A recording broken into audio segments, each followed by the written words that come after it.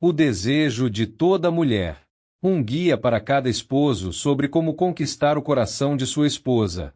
Livro escrito por Stephen Arterburn e Fred Swecker. Parte 2. Voltando a respirar. Capítulo 6. Encarando as 10 maiores geleiras. Meu amigo solteirão estava perplexo. A maioria dos casais cristãos ora com grande fervor e sinceridade antes de se casar e quase todos sentem que foram unidos por Deus, comentou comigo. Então eles se casam e descobrem que têm mais diferenças do que coisas em comum. No fim das contas, admitem que não foi Deus quem os colocou juntos. O que acontece? Nada. O casamento é simplesmente um conceito ridículo. Só isso. Primeiro pegamos um homem e uma mulher e dizemos que devem tornar-se um. Começando por aí, trata-se de uma ideia absurda diante das enormes diferenças entre homens, que são de Marte, e mulheres, que são de Vênus. A crescente mistura mais uma infinidade de distinções, como temperamentos, contexto familiar e origens religiosas. Depois disso, coloque na panela uma cultura saturada de imagens sexuais e distorcida por divórcios em que ninguém é culpado e que causam pouco estigma social. Completa com um beijo tímido para dar sorte, pronunciei-os marido e mulher empurre-os para fora da igreja, passando por uma recepção sofisticada e uma montanha de presentes que os conduzem, finalmente, a uma dimensão desconhecida. Quando o carro deles fizer a curva, carregando os dois em sua feliz ignorância, dê uma risadinha e uma piscadela e comente com bom humor. Isso é só o começo. Eles não sabem o que os espera. Eu, com certeza, não vi o trem vindo em minha direção. Brenda e eu nunca havíamos brigado antes do casamento e gostávamos até do mesmo tipo de pizza, lombo canadense e abacaxi. Sem dúvida, nosso casamento estava escrito nas estrelas. E, no entanto, numa encantadora noite de setembro, não demorou para o repicar dos sinos da igreja ser abafado pelo estrondo de uma discussão terrível. Depois da recepção, passamos pela casa da mãe de Brenda para pegar algumas coisas. De repente, Brenda se deu conta da realidade de que estava, de fato, saindo de casa, e para sempre. Ela não conseguia partir. Quanto a mim, havia permanecido celibatário durante um ano inteiro e estava ansioso para, sabe como é, chegar logo à suíte nupcial reservada para nós num hotel ali perto. A última coisa que queria era perder tempo na casa de minha sogra, tomando sopa e comendo crackers. 2 horas mais tarde, instantes depois que consegui carregar Brenda para dentro do quarto, já estava perdendo as estribeiras. Brenda informou que havia esquecido uma bolsa. Vamos ter de voltar, disse ela. Foi a gota d'água. Então você vai sozinha, esbravejei, atirando uma escova de cabelo do outro lado do quarto. Depois desse começo nada promissor, levantamos no dia seguinte, pegamos o carro e rumamos para o oeste, em direção a Des Moines, onde começaríamos nossa lua de mel. Nosso destino final eram as Montanhas Rochosas, mas insisti que passássemos um dia em Des Moines para que pudesse colocar algumas coisas em ordem no trabalho antes de partirmos para o Colorado. Brenda ficou horrorizada. Nossa lua de mel deveria ser mais importante que seu trabalho, protestou. De que adianta termos uma semana maravilhosa juntos se eu não puder nos sustentar quando voltarmos? Retruquei, com sarcasmo. No terceiro dia, nos hospedamos num hotel que, de acordo com a definição de Brenda, era um pulgueiro. Você deveria agradecer pelo que temos, repliquei. Além do mais, nós só vamos dormir aqui mesmo. Ela começou a chorar. Que coisa menos romântica, choramingou. Não posso nem pôr os pés no chão sem tirar o sapato e as meias. Olha esse carpete, que nojento. Na quarta noite, ficou claro que precisávamos tomar alguma providência. Em sua inocência, Brenda perguntou, não seria bom fazermos o nosso devocional? A última vez que oramos foi no dia do casamento. Não me lembro da razão, mas sei que eu explodi. Talvez estivesse me sentindo inseguro. Não sabia exatamente como fazer um devocional com uma esposa. Ou talvez estivesse cansado. Mas posso quase apostar que o motivo foi algo muito menos nobre do que isso. E bem provável que suspeitasse de que ler a Bíblia juntos significaria que não teríamos sexo naquela noite e que, de alguma forma, orar tiraria Brenda do clima. Qualquer que seja o caso, saí do quarto feito um furacão, esbravejando: "Você parece uma beata." Na primeira semana depois que voltamos para casa, descobri que Brenda não sabia cozinhar. Alguns dias depois, ela saiu da lavanderia com um ar temeroso e disse: "Acho melhor você ver uma coisa." Todas as minhas camisas sociais brancas estavam dentro do cesto de roupas, só que agora ficaram cor-de-rosa. "Você não sabia que deve separar as roupas brancas das coloridas?" perguntei, em tom autoritário. Ela só balançou a cabeça de leve, pouco antes de eu explodir e fazer as camisas em pedaços. Como foi que o problema começou? É provável que você também tenha alguma história para contar sobre o início de seu casamento. Caso você esteja se perguntando como foi que toda essa coisa de homem e mulher começou, eis o resumo da ópera. Ao que parece, certo dia Adão estava caminhando pelo jardim do Éden, se sentindo sozinho. O Senhor reparou e sentiu pena dele. "Qual o problema?" Deus perguntou. "Há alguma coisa que eu possa fazer por você?" "Bem, seria legal ter alguém com quem conversar", disse Adão. "Pelo jeito, você anda bem ocupado ultimamente." "Tudo bem. Vamos fazer o seguinte: vou criar para você uma companheira, uma mulher. Ela juntará alimentos e os cozinhará para você, e quando vocês descobrirem as roupas, elas lavará para você. Concordará com todas as decisões que você tomar, lhe dará filhos e jamais pedirá que você se levante no meio da noite para cuidar deles. Ela não o perturbará e será sempre a primeira a admitir que está errada quando vocês tiverem uma discussão. Ela lhe dará amor e paixão sempre que você desejar e jamais irá para a cama com dor de cabeça." "Caramba, parece ótimo!" exclamou Adão, cada vez mais interessado. "O que uma mulher assim vai me custar?" "Os olhos da cara." Adão achou o preço meio alto. Então, teve uma ideia brilhante. "E o que dá para fazer com uma costela?" perguntou. "E o resto a gente já sabe." Achamos graça, mas na verdade parece que nossas expectativas com relação ao casamento são constantemente frustradas. Como, por exemplo, logo depois do dia do casamento. Você já se perguntou se casou-se com a pessoa certa? Já pensou que talvez tenha deixado passar a mulher que Deus havia planejado para ser sua esposa ideal? Se a resposta é sim, bem-vindo ao clube. Somos tão diferentes. E daí? Todo mundo é.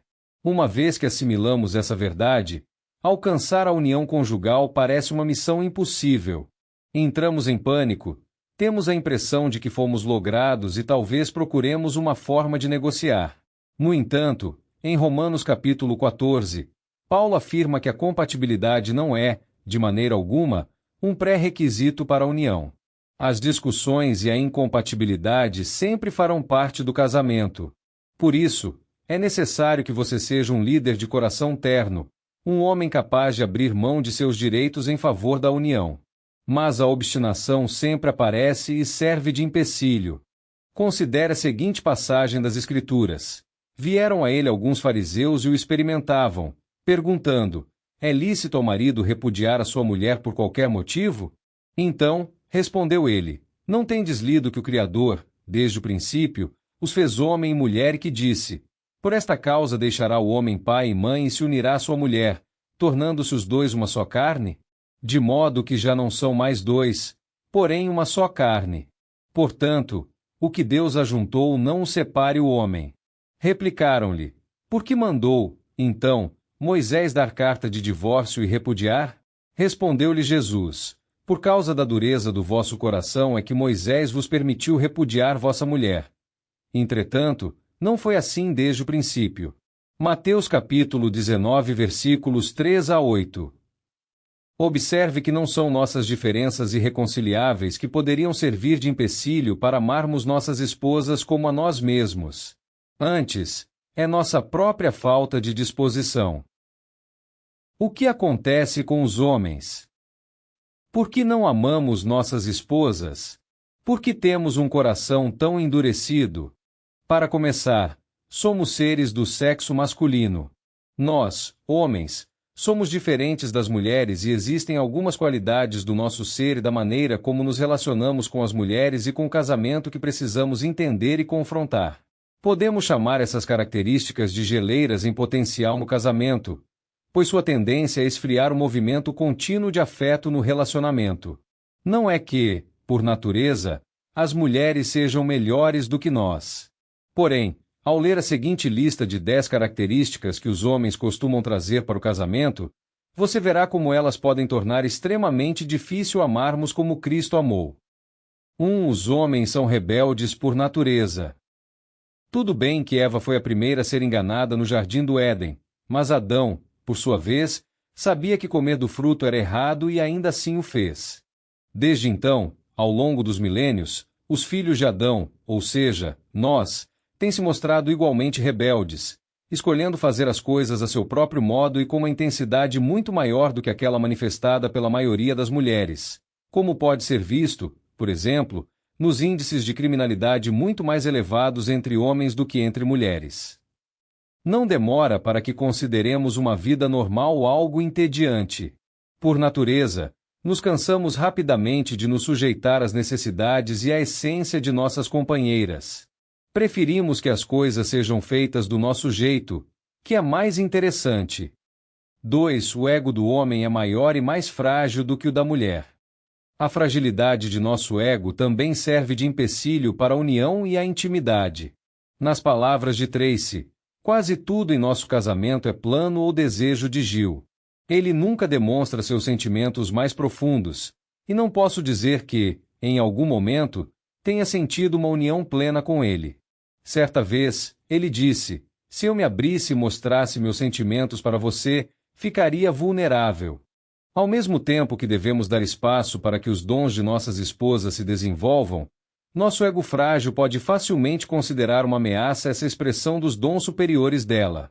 Uma esposa chamada Mônica me disse: depois de um tempo, senti que seria capaz de criar nossos filhos se meu marido não estivesse por perto para nos frustrar. Quando ele chegava em casa e queria mandar em tudo, só causava confusão. A maior parte do tempo, suas escolhas de divertimento para a família não tinham nada a ver com o que as crianças queriam fazer. Se eu tentasse apresentar uma outra sugestão, ele ficava arrasado.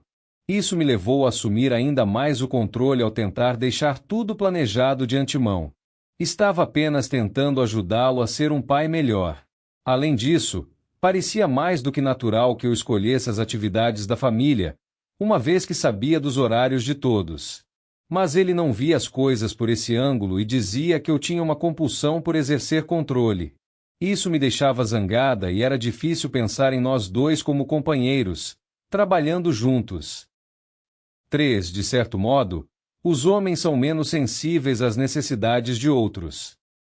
Num mundo perfeito, o cabeça da casa deveria demonstrar mais sensibilidade do que os outros, mas não vivemos num mundo perfeito. Foi o que Mary disse, logo no começo de nosso casamento. Meu marido queria desfrutar intimidade nos momentos mais inconvenientes. Parecia que, se fossemos receber visitas, então ele simplesmente precisava de sexo. Mas minha cabeça estava a mil, tentando fazer todos os preparativos. Estava exausta depois de cozinhar, lavar roupas e tentar manter a casa em ordem enquanto me preparava para receber os convidados.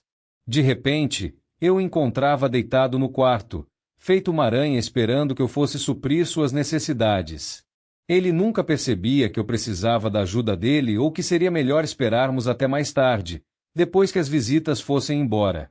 Era muito difícil sentir-me unida a ele naquela hora. Ele não se importava com o que se passava comigo, mas se importava que suas necessidades sexuais fossem supridas. De lá para cá, temos conversado sobre minhas necessidades e expectativas, especialmente quando temos convidados em casa. Ele não apenas abriu mão de ter sexo antes de nossos amigos chegarem, como também passou a me ajudar a fazer os preparativos. Tornou-se um homem compreensivo, o que trouxe uma união e intimidade que não sentíamos quando nos casamos. E nosso relacionamento sexual está melhor do que nunca. Para a maioria dos homens, a princípio é preciso se esforçar para ser sensível. Não nascemos com a sensibilidade que a submissão mútua requer. 4. Os homens têm mais dificuldade do que as mulheres de expressar em palavras aquilo que estão sentindo. Em um estudo realizado na Universidade de Stanford, a pesquisadora Diane M. Segines deu a algumas crianças pequenas 12 tarefas e registrou todas as suas vocalizações. O resultado? Os meninos falaram tanto quanto as meninas, mas de forma completamente distinta. As meninas conversaram umas com as outras e todas as expressões vocais foram feitas com o uso de linguagem e através de frases. Os meninos não demonstraram absolutamente nenhuma inclinação verbal. Apenas 60% de suas vocalizações foram na forma de linguagem, enquanto os 40% restantes constituíram-se de exclamações monossilábicas como uau, ei ou ruídos. Já notou como os homens xingam e usam mais palavrões do que as mulheres? Por motivos óbvios, nossa deficiência verbal natural não contribui para a causa da união. 5. O cérebro dos homens concentra-se mais em fatos e lógica do que em emoções e intuições. Por causa das diferenciações cerebrais durante o desenvolvimento fetal, o cérebro da mulher possui mais pontos laterais de transmissão entre seus dois hemisférios. A mulher tem mais facilidade de consultar todas as suas experiências passadas e com frequência, é capaz de usar de discernimento com mais rapidez e precisão, manifestando aquilo que chamamos de intuição. As mulheres são capazes de se lembrar de detalhes de qualquer briga que vocês tenham tido nos últimos 20 anos, incluindo a cor dos sapatos que você estava usando quando saiu furioso no meio da discussão. Nós, homens, muitas vezes nos vemos em absoluta desvantagem num conflito e com frequência, procuramos fazer todo o possível para evitar uma confrontação. Essa fuga não contribui para a comunicação. Além disso, um estudo recente da Escola de Medicina da Universidade de Indiana revelou que as mulheres empregam os dois hemisférios do cérebro quando estão escutando, enquanto os homens utilizam um hemisfério só. Comunicamo-nos só com metade de nosso cérebro. Como líderes, devemos permitir que os dons mais desenvolvidos de discernimento que nossa esposa possui abençoem nosso casamento e promovam a união. Ela fica mais do que feliz em poder ajudar com sua intuição. No entanto, com demasiada frequência, preferimos fazer pouco de qualquer coisa que se assemelhe vagamente a um pensamento intuitivo. Foi o que ouvi de Rita. Se discordasse de uma opinião de Clay, ele me obrigava a ver as coisas do jeito dele. Se eu expressasse uma opinião contrária, isso parecia ameaçar sua liderança, especialmente no que se referia a pessoas. Se eu percebesse uma falha ou falsidade em alguém, ele dizia que estava julgando. Poderia tê-lo ajudado a lidar melhor com outras pessoas se ele tivesse valorizado mais minha opinião. Tenho a impressão de que muitas vezes ele sabia que eu estava certa sobre alguém, mas, como líder, sentia como se ele devesse detectar essas falhas. Meu discernimento não podia ser o único fator decisivo, mas o julgamento dele bastava. No fim, ele se ofendia todo se discordasse dele, de modo que eu acabava me calando. Esse silêncio trouxe uma certa paz, mas muitas vezes, ao tratar com pessoas, Clay cometia erros que poderiam ter sido evitados. Eu me ressentia disso, o que só fazia com que nos afastássemos ainda mais. Nossa masculinidade pode nos impedir de enxergar os aspectos mais refinados da essência de nossa esposa, de modo que, volta e meia, passamos por cima deles. 6. Os homens são sexualmente estimulados pelo que veem. Somos mais propensos a nos desencaminharmos sexualmente, pois nossos olhos vão atrás de qualquer saia mais curta que passa. Juntando a isso nossa natureza rebelde, temos um enorme obstáculo à união.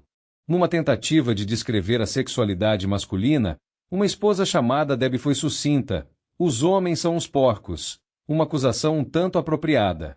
Ao invés de purificarmos nossos olhos e submetermos nosso comportamento a Deus, muitas vezes optamos por fazer as coisas à nossa maneira. Veja, por exemplo, esta carta que recebi de uma leitora do livro A Batalha de Todo Homem. Meu marido engoliu a mentira de que todos os homens olham, pois são estimulados visualmente. Ele leu seu livro A Batalha de Todo Homem, mas continua dizendo que é impossível a qualquer homem de verdade evitar olhar para uma gata de biquíni fio dental. Isso me perturba, mas ele ameaçou divorciar-se caso eu não parasse de enchê-lo sobre esse assunto. Disse que, se estou esperando encontrar um homem que não olhe para outras mulheres, é melhor esperar sentada. Não consigo suportar a ideia de que, para o resto de minha vida, serei privada de uma vida plena em meu casamento. Pelo fato de me sentir tão perturbada com isso e por meu marido estar cansado de ser lembrado disso, ele olha ainda mais. Dá para imaginar? Não importa onde esteja com ele, sei que é impossível prender sua atenção. É assim em todo lugar. Observe a dor dessa mulher ao ver diante de si as longas décadas de solidão que ainda se estendem diante dela. Talvez sejamos mesmo uns porcos. A lascívia de nossos olhos endurece o coração para os sentimentos sexuais mais profundos de nossa esposa. Achamos que ela deve jogar conforme nossas regras. Do contrário, encontraremos um dos muitos haréns cibernéticos que estão sempre à nossa espera na internet. 7. Antes do casamento, os homens assumem a responsabilidade de nutrir o relacionamento amoroso. Depois do casamento, vem a esposa como alguém que deve cuidar deles. Pioneiros intrépidos, uma vez que conquistamos esse território chamado amor, entregamos as rédeas do relacionamento às nossas esposas e vamos para o fundo do carroção tirar uma soneca. E qual é nossa justificativa? É mais provável que seja preguiça, mas a maioria dos homens gosta de usar a primeira carta aos Coríntios capítulo 11 versículo 9, porque também o homem não foi criado por causa da mulher, e sim a mulher por causa do homem, e distorcer inteiramente essa passagem. Não faz muito tempo, Brenda releu todas as cartas que lhe mandei durante nosso namoro. E triste que eu não tenha nenhuma carta sua falando da morte de meu pai, comentou. Uma vez que ele havia falecido pouco antes do nosso casamento, achei que ela havia perdido as tais cartas. Devo ter escrito alguma coisa. Não, disse ela. Àquela altura você havia parado de escrever. Seu entusiasmo já havia se esfriado. Acho que entreguei as rédeas nas mãos dela meio cedo, mas essa é nossa natureza. O sacrifício da submissão masculina não nasce com facilidade num coração como esse. 8. Os homens precisam de menos romance do que as mulheres. Temos a tendência de esquecer de cuidar do fogo de nosso relacionamento. Dizemos para nós mesmos, tudo bem, agora tenho uma esposa. Qual é o próximo item da lista? No entanto, o romance encontra-se no cerne da essência feminina. Toda esposa é uma romântica irremediável, uma vez que as mulheres são movidas ao romance. Quando comprei flores para ela em nosso aniversário de casamento alguns dias atrás, Brenda não sabia se gritava, pulava, dançava ou chorava. Assim, fez tudo isso ao mesmo tempo. Ela adora jantar nos mesmos restaurantes, passar de carro pelas casas e apartamentos onde moramos e andar de mãos dadas no final da tarde, quando o sol está se pondo. Aprecia quando gasto tempo com ela, mas gosta especialmente dos meus presentes bobos e minhas surpresas divertidas. É natural nos concentrarmos menos no romance depois do casamento. Para piorar, nosso ímpeto masculino turbinado e altamente sexualizado pode nos fazer confundir as coisas. De acordo com Jean, adoro a intimidade romântica de um abraço e de um pouco mais de atenção, mas qualquer abraço ou beijo que eu dê em Jim parece sugerir que quero fazer amor com ele. Que coisa mais irritante! Só quero que ele saiba que eu o amo e saber que a recíproca é verdadeira, sem ter de ir correndo para a cama. Só quero que me segure em seus braços e converse comigo, quero estar perto dele. As esposas muitas vezes se veem com o tanque de romance vazio e seu motor só continua funcionando graças ao vapor que resta de memórias dos tempos em que ainda nutríamos nosso relacionamento amoroso. Dificilmente damos o devido valor a essa área crucial da essência feminina quando deixamos as coisas ao encargo de nossos recursos masculinos.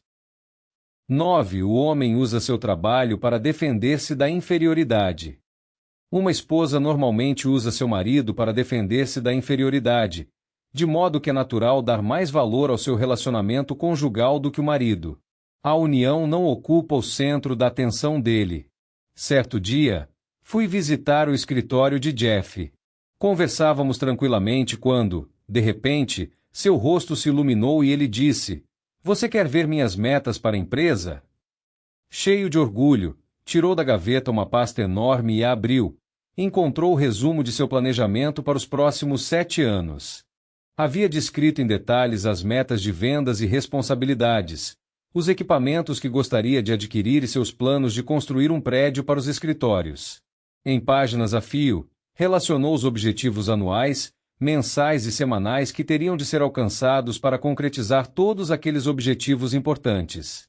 Ao sair do escritório, fiquei imaginando por que ele não havia organizado uma pasta daquelas com as metas para o seu casamento. E eu, por acaso, tinha algo do gênero? Enquanto isso, Janete, a esposa de Jeff, estava definhando emocionalmente. O planejamento para os próximos 7 anos de seu marido não incluía investir em seu casamento. Sinto-me mais como sócia dele do que sua esposa, comentou Janete, acrescentando que pouco tempo atrás havia se candidatado a um emprego para recuperar sua identidade. O que você sente por Jeff nesse momento? Perguntei. Nada. Meus sentimentos por ele morreram. Estremeci com as palavras que já havia ouvido antes em algum outro lugar. 10. Os homens desejam que o casamento lhes dê paz, e as mulheres desejam que lhes dê união. Podemos facilmente nos contentar com o relacionamento de parceria empresarial no casamento, desde que haja paz e sexo suficientes.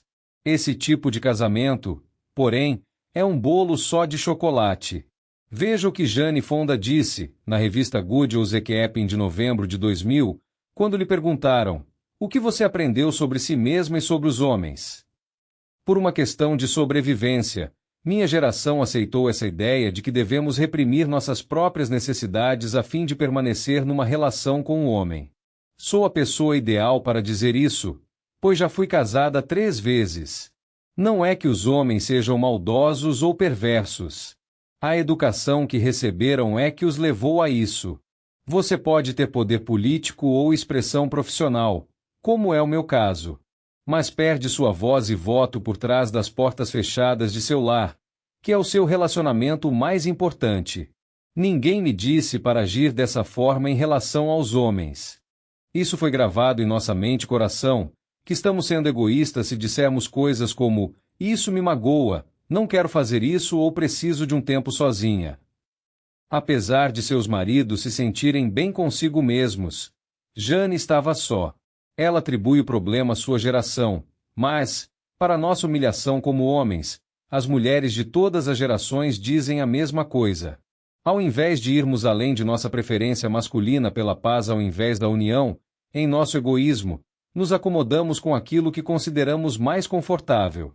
Repito que não se trata de não podermos amar nossa esposa, mas de não estarmos dispostos. Você está disposto a tornar-se mais terno? Essa lista de 10 características masculinas não é muito animadora. Os homens são, por natureza, insensíveis, menos concentrados e pouco interessados na submissão masculina. Não é de admirar que a união conjugal é algo tão raro. Diante das inúmeras incompatibilidades do casamento, precisamos de um coração mais terno a fim de abrir mão de nossos direitos em favor da união. É algo que não faz parte de nossa aptidão natural. Posso me identificar com essas 10 características, pois, logo no começo de nosso casamento, era completamente dominado por todas elas. Lembro-me de participar de um encontro de casais com Brenda durante um final de semana. Ao voltarmos para casa no domingo, eu me sentia bem tanto comigo quanto com o nosso casamento. Então, uma profunda sensação de mau presságio me acertou em cheio e comentei com Brenda, enquanto dirigia: sinto como se estivesse rumando para a terra prometida, mas posso ver no horizonte o alto da cabeça de um dragão esperando para acabar comigo. O que era esse dragão? Aquele monstro enorme de características masculinas, o qual eu sabia que muito em breve teria de exterminar. Havia tanta coisa que precisava mudar em mim. Você se vê nas descrições da lista de geleiras? Quantas dessas características masculinas você submeteu à sua esposa em reverência a Cristo? Muitos de nós simplesmente dão de ombros e acham que as coisas são assim mesmo. Meu pai sempre dizia: gosto de mim mesmo exatamente do jeito que sou. Se você não concorda, então vai ter de lidar com isso. Há também aqueles que acreditam que entendemos de tudo, inclusive de nosso casamento. Veja o que diz Pan. Meu marido e eu somos casados há 32 anos. Você sabe o que aconteceu na terça-feira à noite? Peter disse para mim, eu te amo mais do que nunca. Acho que em toda a nossa vida juntos, nunca estivemos tão próximos. E ele estava sendo sincero. Sabe o que eu pensei quando ele disse isso? Você está louco. Você nem me conhece. Peter tem a paz que desejava do casamento, mas não a união. Então, como é possível sentir-se mais próximo da esposa do que nunca? Talvez seja pelo fato de não terem dívidas e de a casa estar praticamente paga. Talvez seja por ele ter um emprego que o realiza e no qual pode ficar até se aposentar. Talvez, porque a tensão de criar e sustentar os filhos tenha passado. Os netos pulam no seu colo e depois de muitos anos, ele tem tempo de cultivar alguns hobbies. Para ele, há paz em todas as áreas de sua vida. Não é de admirar que considere seu casamento perfeito. Porém, o mesmo não se aplica a Pan. Minha impressão é de que Peter sente-se ameaçado ou inferiorizado quando consigo lidar com as coisas, entender as pessoas ou ser organizada. Isso tem dificultado o nosso relacionamento. Tive de parar de lecionar e assumir qualquer cargo de liderança até que ele descubra qual é o papel de liderança dele. Há tanta coisa que preciso manter guardada dentro de mim.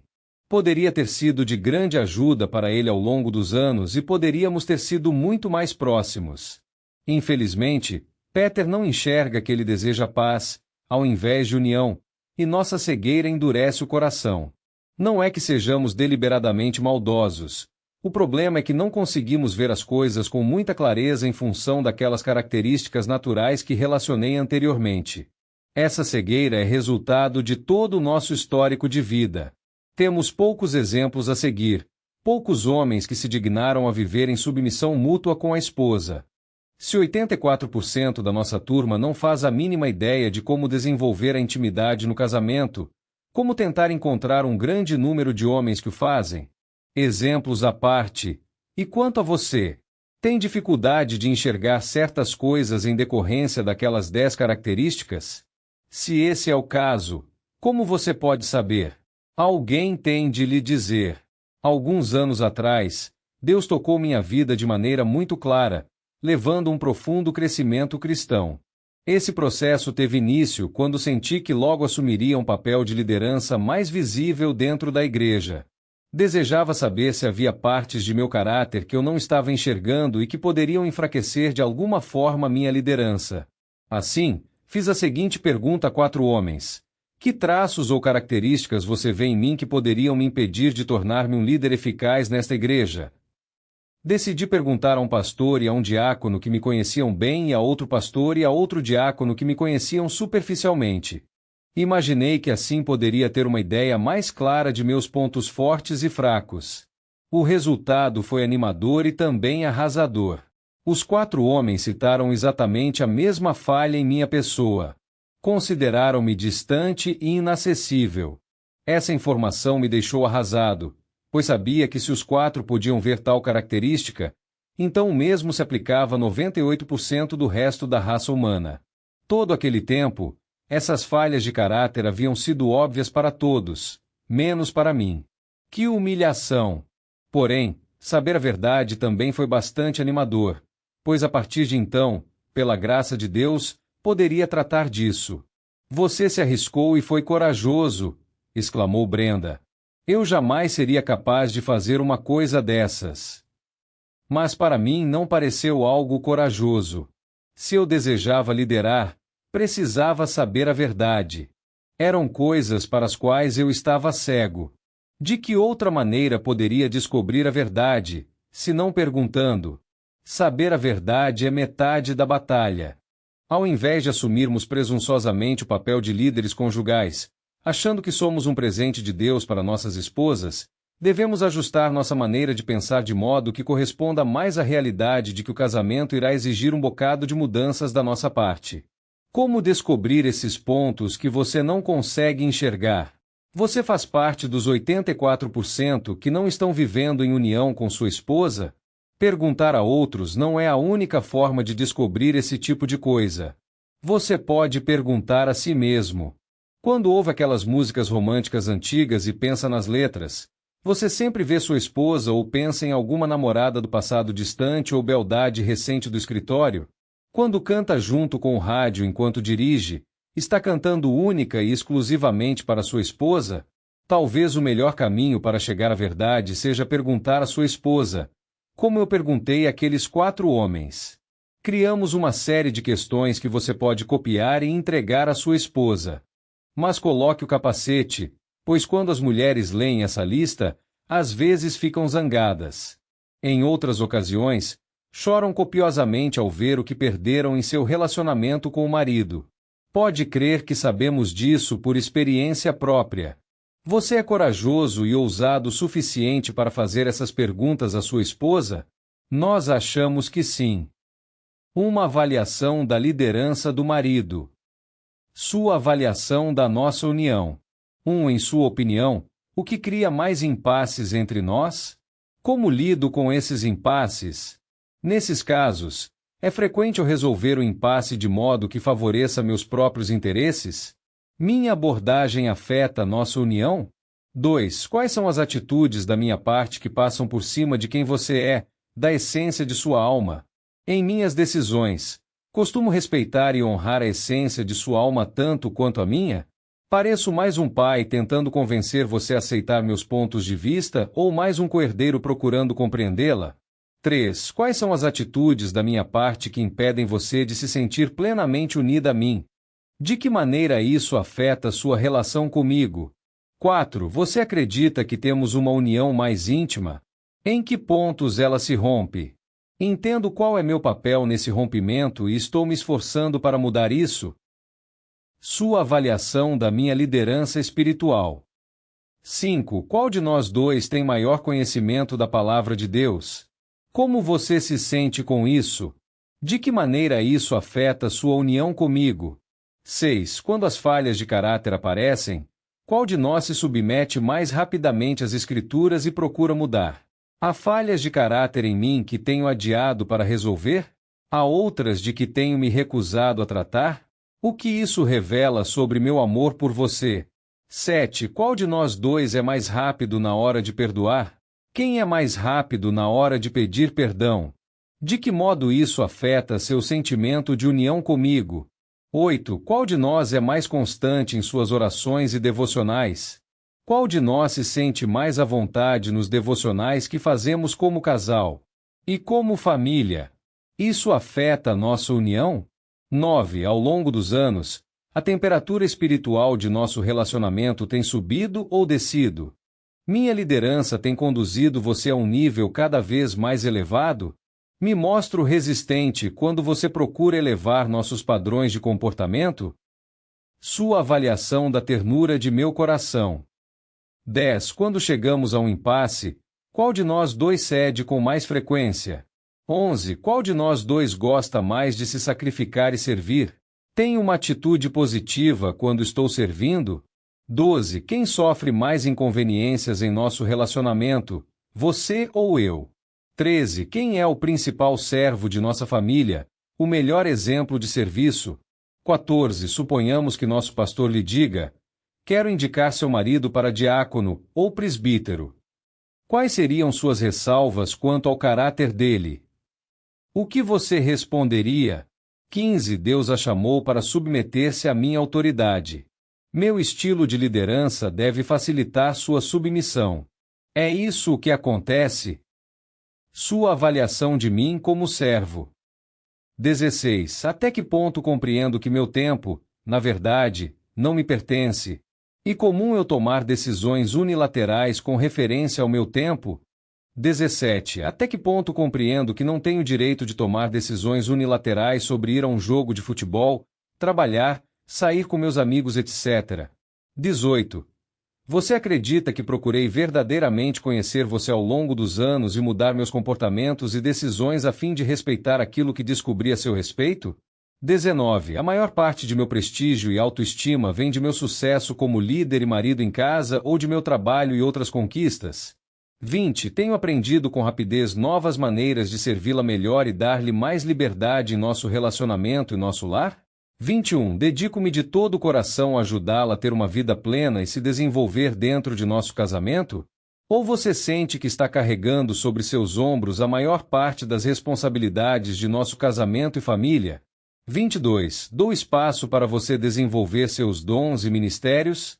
Você percebe que seus dons e talentos representam uma ameaça para minha liderança? 23. Quando você demonstra possuir um dom bem desenvolvido em certa área, respeito esse dom, permitindo que suas opiniões tenham maior influência em minhas decisões nessa área?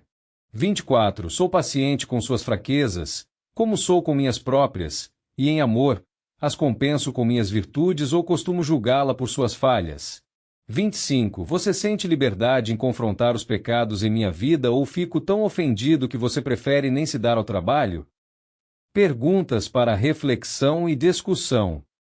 1. De que maneiras você viu suas próprias tendências para quaisquer das características masculinas típicas, em termos do seu relacionamento com mulheres, relacionadas abaixo? Uma natureza rebelde. Um ego maior, porém mais frágil, que o de sua esposa. Menos sensibilidade para com as necessidades dos outros. Menos capacidade de expressar verbalmente suas emoções e sentimentos. Mais concentração na lógica e em fatos do que em emoções e intuições. Estímulo sexual visual. Menos propensão a continuar sendo romântico depois do casamento. Menor necessidade de romance. Uso do trabalho como proteção contra a inferioridade. Desejo de ter paz, mais do que união, no casamento. 2. Gaste o tempo que for necessário trabalhando, junto com sua esposa, na avaliação da liderança do marido.